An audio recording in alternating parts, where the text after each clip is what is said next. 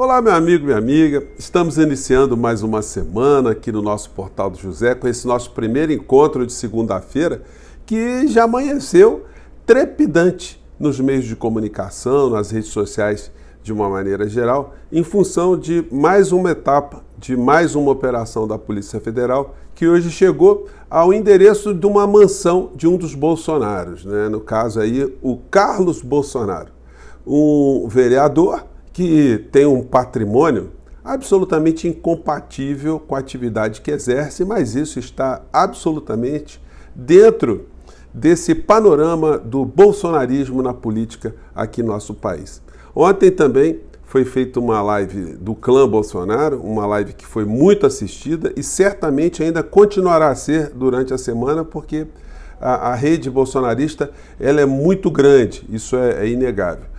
Ela tem alguns aspectos que eu vou comentar aqui com vocês, algumas bandeiras absolutamente bizarras e inúteis para a nossa realidade concreta, mas elas acabam estimulando muitas pessoas a permanecerem no entorno do clã nesse mundo paralelo da insanidade. Vou conversar com vocês sobre o que aconteceu, as coisas estão se dando hoje, algumas situações que a gente pode avaliar a partir de agora, mas antes de mais nada quero convidar você que está chegando nesse instante ao nosso portal e não nos conhecer, para que você se inscreva aqui conosco, conheça também os nossos outros vídeos. Se você gostar, compartilhe, recomende. Não se esqueça, dê o seu joinha, o seu comentário e, se puder, se inscreva também aqui no nosso clube de membros, tá legal? Enfim, então hoje, gente, todas as pautas de todos os telejornais, todo mundo na internet, foi alterada.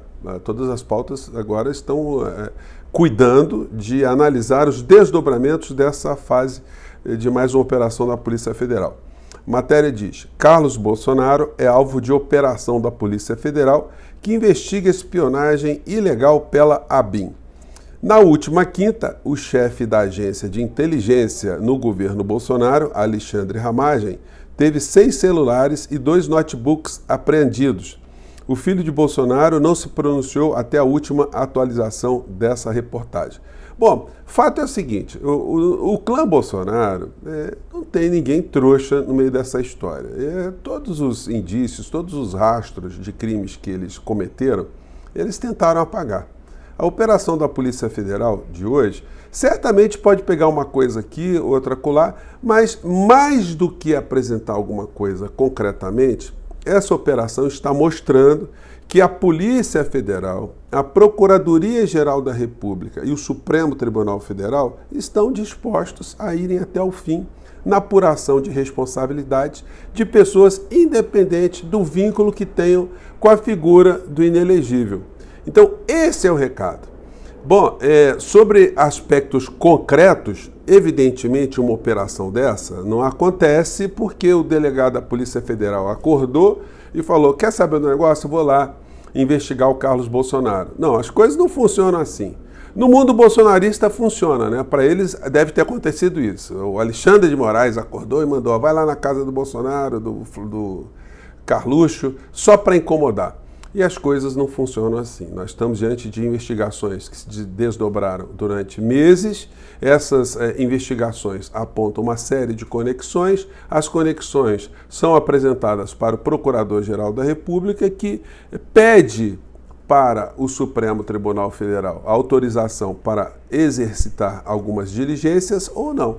Nós estamos em fase de diligências. E, em razão dessas circunstâncias, num país civilizado, ninguém deveria se sentir incomodado, né? Olha, diligência, está se apurando um crime, tá, vou prestar aqui a minha colaboração. Mas quem está devendo no cartório sempre tem um comportamento de ataque, né, de repulsa, de tentar jogar nuvens sobre o que está sendo feito pelo Estado democrático de direito. Bom, então são essas algumas características do que está acontecendo. Não tem nenhuma situação inovadora dentro do direito, exceto para esse mundo do bolsonarismo.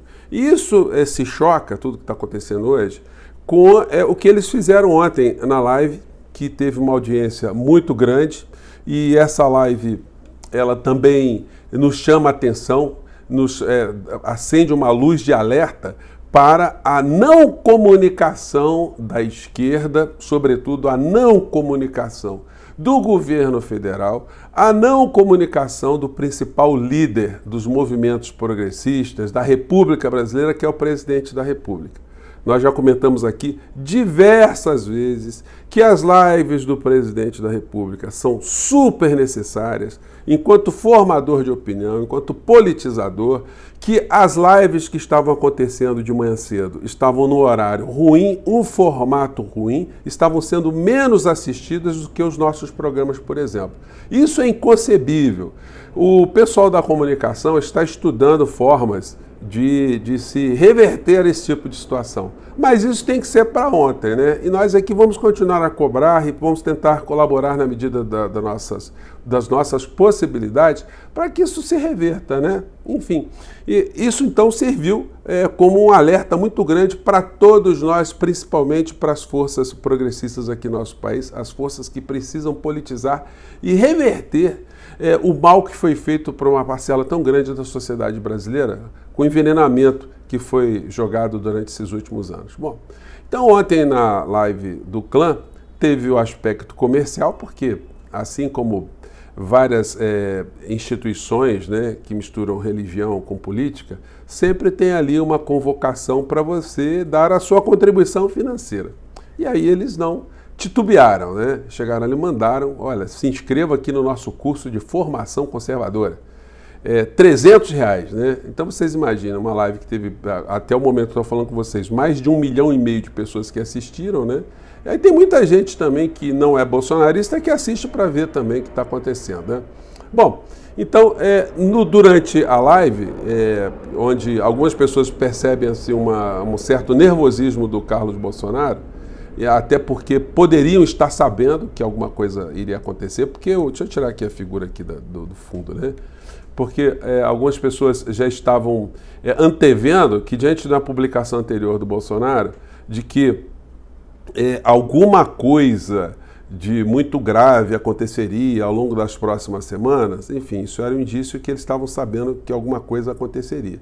E essas coisas que eles estavam temendo, ou a coisa, elas continuarão a acontecer em maior escala, como eu acabei de dizer para vocês, né? Não há imunidade mais para ninguém. Quem tiver que ser atingido pela Polícia Federal, Procuradoria-Geral da República e Supremo Tribunal Federal, será.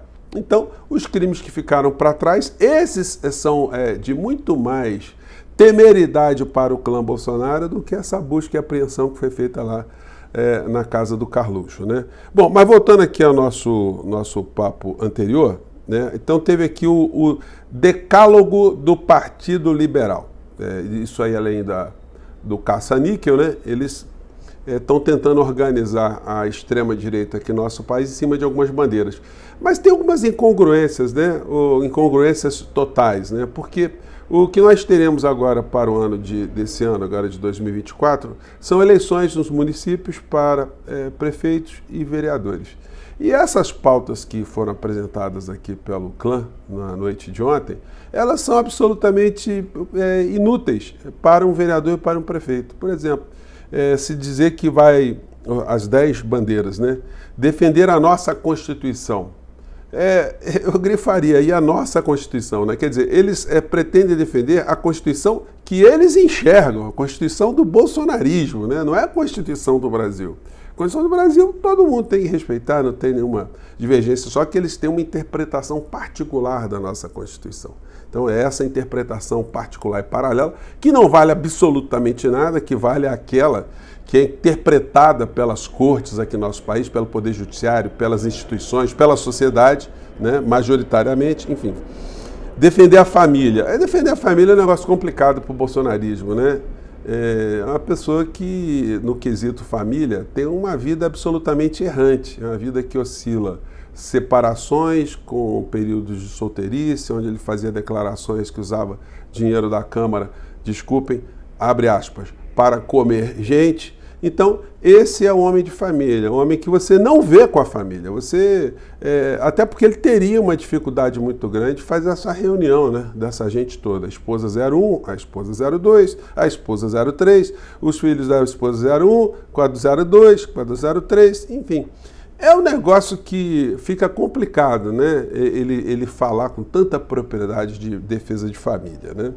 A vida desde a concepção, isso não é pauta de vereador e de prefeito, ficar cuidando dessa questão, essa é a questão que é legislada pelo Congresso Nacional. A liberdade de expressão, isso também não diz respeito a vereador e prefeito, também são bandeiras aí, e que eu vou comentar com vocês ao final a que elas se propõem, né? O legítimo direito à defesa. A legítima defesa é um direito universal no planeta inteiro. Então, é besteira. O que eles querem aqui é o direito de você ter uma arma, né, para poder matar os outros com mais facilidade. A diminuição da carga tributária, enfim, uma bandeira que até os vereadores podem utilizar no campo deles, no município, né? A liberdade econômica, isso não é questão de vereador nem prefeito. A agroindústria, somente em alguns municípios, né, que essa questão pode ser tocada, mas também é uma área que depende de políticas públicas governamentais no plano federal. E depois o combate às drogas. Bom, o combate às drogas é uma obrigação de todas as pessoas na sociedade, todas as instituições, nós temos uma lei que cuida disso. Mas essas pautas aí do Partido Liberal, ou do bolsonarismo, elas não alteram efetivamente a vida do povo brasileiro.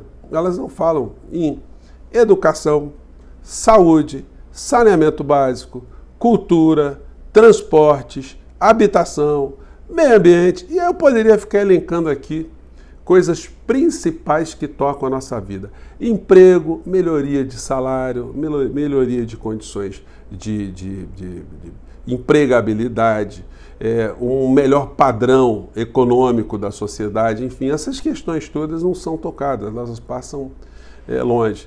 Portanto, as pautas que são colocadas pelo bolsonarismo são pautas absolutamente superficiais que visam manter essas pessoas coligadas com esse propósito de atrair as pautas de debate para um mundo que não resolve absolutamente nada. E um mundo que não resolve absolutamente nada, numa sociedade absolutamente desigual, onde quem está no topo da pirâmide ganha muito e quem está na base está sempre perdendo, obviamente interessa a quem está lá em cima. O que eu tenho dito para vocês sempre aqui? Que esses movimentos de extrema-direita aqui no Brasil, eles são funcionais.